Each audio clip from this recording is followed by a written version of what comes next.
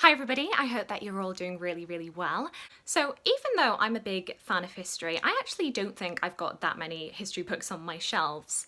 I think my undergraduate degree did quite a lot to dissuade me from reading history for fun.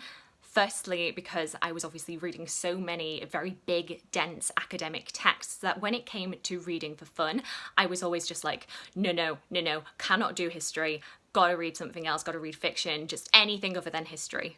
But then also quite a big contributing factor was the fact that during my degree, I felt like I was quite actively discouraged by lecturers from reading what people tend to term popular history. Thankfully, when I started the process of applying for my master's course and actually doing the course, that has done quite a lot to reaffirm my love of history and of reading history. And as a result, I've been slowly but surely trying to build up my shelves so that I've got lots and lots of history books all about the kind of things that I love to read. Even though I do like to shuttle back and forth between lots of different periods of history, and it was one of the reasons that I did decide to do a public history master's rather than specialising in one particular field of history, I have come to find that early modern history is the branch of history that I love the most, and in particular it has to be Tudor history. I think like many people, I just love the intrigue, I love the court, I love all of the different events that happened. I mean, there's so much that happened in that roughly 100-year period of the Tudor history from 1485 to 1603. I mean, you've got the discovery of America, you've got the Battle of Bosworth, you've got the Reformation, Shakespeare, the Golden Age of Elizabeth I. There's just so much going on, and I think I've been quite seduced by the Tudor time period.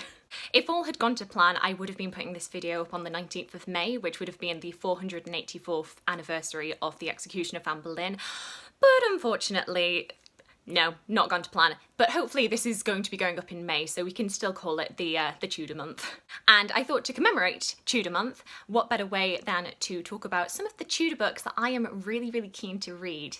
This has been especially prompted by the fact that I have been reading Hilary Mantel's latest book, The Mirror and the Light. I've also been reading The Private Lives of the Tudors by Tracy Borman and really enjoying this. This is already a recommendation. I've just got about 70 pages left to read. There's a lot of notes. Hopefully I'll get to some of these books in the not too distant future, and it's going to give you some recommendations of where to look. Most of these books should be fairly accessible. You should be able to get them at your local bookshop when they reopen, and should be able to be found online as well. One of my big goals for 2020 was that I wanted to read biographies for at least 3 of the wives of Henry VIII, and I have managed to do Anne Boleyn already. The next one that I am really keen to get to is Young, Damned and Fair, The Life and Tragedy of Katherine Howard. This is obviously a biography of Katherine Howard's life, written by Gareth. Katherine Howard was the 5th wife of Henry VIII, and she had a short tenure as queen before she was executed for treason and adultery. She's a very interesting wife to look at in the reign of Henry VIII because there's so many different interpretations of her, and I think especially recently there has been a bit more sympathy for her, which is really interesting to see. She's been painted as this flirty, silly girl who got in way over her head, but also in recent times I think we're seeing much more of a sympathetic depiction of Catherine, especially considering how young she was when she was executed. Not only shining a light on just how young she was, but also the much older age of the men in her life who should have known better. I think this is going to be a really interesting biography to take a look at and form more of an opinion on Katherine Howard because I haven't spent much time with her in the past. I'm also quite keen to read either Anne of Cleves or a Catherine Parr biography. I think I'm going to settle on Elizabeth Norton, as I have already read an Anne Boleyn biography by her, but I'm quite happy for other suggestions as well. I feel like my interests with the wives do tend to skew very much towards Anne Boleyn, especially. Can you see my little Anne Boleyn badge, my little Anne Boleyn hairband? Catherine Parr is my friend Rachel's big favourite of the queens, so she has encouraged me to look more into her life, so I think I will be getting to her soon. I'm also quite keen to read a sweeping narrative of all 6 of the wives, and I think either Antonia, Fraser or Alison Weir might be the direction that I go to for those. I've read quite a few of Alison Weir's biographies, so I feel like I'm in safe hands with her, but Antonia Fraser I know was the inspiration for the musical 6, so I'm quite keen to see the biography that they were inspired by. Another Tudor book which focuses on lives of specific people is Henry VIII and the Men Who Made Him by Tracy Borman, or as I'm preemptively naming it, The Book of Many Thomases. It's an ongoing joke in Tudor history fan circles that there are many, many men named Thomas in Henry VIII's reign. Thomas Wolsey, Thomas More, Thomas Seymour, Thomas Cromwell, Thomas Cranmer, Thomas Howard. There's just not a lot of name variety in Tudor England. You were either called Henry, Thomas, Edward, Charles, and then not much else. I'm really interested in this one, not only because I am currently reading a Tracy Borman, but also because I feel like there's so much focus on the wives of Henry VIII that we forget how very influential the men in Henry's life were. Even though that seems quite obvious that he was surrounded by men all through his life. Those were the people who made up his Privy Council and his government. But I personally tend not to focus quite so much on the men in Henry's life, so I think it's long overdue that I have a read of a sweeping narrative about those men. Another book that I'm quite keen to read is How to Be a Tudor, A Dawn to Dusk Guide to Everyday Life by Ruth Goodman. I'm really keen to read this because I love books that really try to ground you into the everyday life of a historic period. To think about what people wore, what time they got up, what they did for work, all sorts of things that are just about everyday life. And I think they can act as a really good introduction to a particular period. So if you are new to Tudor history, I feel like I'm just preemptively recommending this to you. The next Tudor book that I'm really keen to get to is 1536, The Year That Changed Henry VIII by Susanna Lipscomb. This particular book focuses on this one year which most historians agree was the most tumultuous, eventful period in Henry's life. Just in that 1 year alone, you have the death of Catherine of Aragon, you have the jousting accident that permanently affected Henry VIII's fitness and physical ability.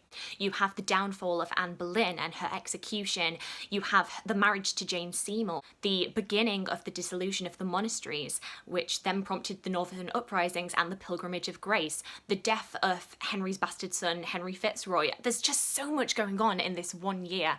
I love this time period of Tudor history. I love looking more into the downfall of Anne Boleyn, but saying that, I don't know much about 1536 outside of that. I've never extensively studied the Pilgrimage of Grace myself, and I've not really looked too deeply into the marriage to Jane Seymour, so I'm really keen, especially to learn more of the latter half of 1536. Penultimate book on my Tudor TBR, as it were, is The Lives of Tudor Women, another book which is by Elizabeth Norton. As the title suggests, this talks about the lives of Tudor women, and it is broken down into sections from birth to old age and death. I'm imagining that this one is going to be fairly focused on women of the court, the upper classes, since that is what we have the most evidence for, and maybe won't focus quite so much on peasant women, on working women.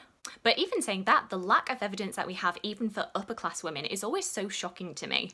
For example, we don't even know the exact birth date of Anne Boleyn. Historians tend to guess around 1500, 1501, but there are some estimates that it may have even been as late as 1506. There is a 5-year age gap where we don't know when a super prominent person in Tudor history was born, and that is just mad to me, and all because noble men did not think it was worth recording the birth of their daughters. It's just utter madness. So I'm really keen to read this book about the lives of Tudor women. And then the final book that I'm really keen to get to is Tudor Fashion, Dress at Court, which is published by Yale University Press. Whilst we've been in lockdown, I've been having a whole lot of fun doing a course on historic royal fashion. This is an online course which is promoted by Historic Royal Palaces, and I'm not being sponsored to talk about them. I just think it's a really fun course, and I will link it down below. I've been having so much fun learning about royal courtly dress, and this was one of the books that was really highly recommended as further reading, though it is £30 and I don't know if I can spare that at the moment, but I really want it. I really want it, so a purchase might be made. So that's it. Those are all of the books that I currently am really keen to get to that are about the Tudor period. Do let me know if you've got any other suggestions for Tudor books that I might be interested in. I know that my list skews very much towards Henry VIII. It skews very much towards material culture, cultural history, social history, and the lives of women. So if you have any suggestions of other kinds of history, and not even Tudor history, just any period of history that you recommend, just let me know. Just let me know in the comments. I'd absolutely love to hear. And yeah, that's everything for today. I hope you have a great day. Thanks. Bye.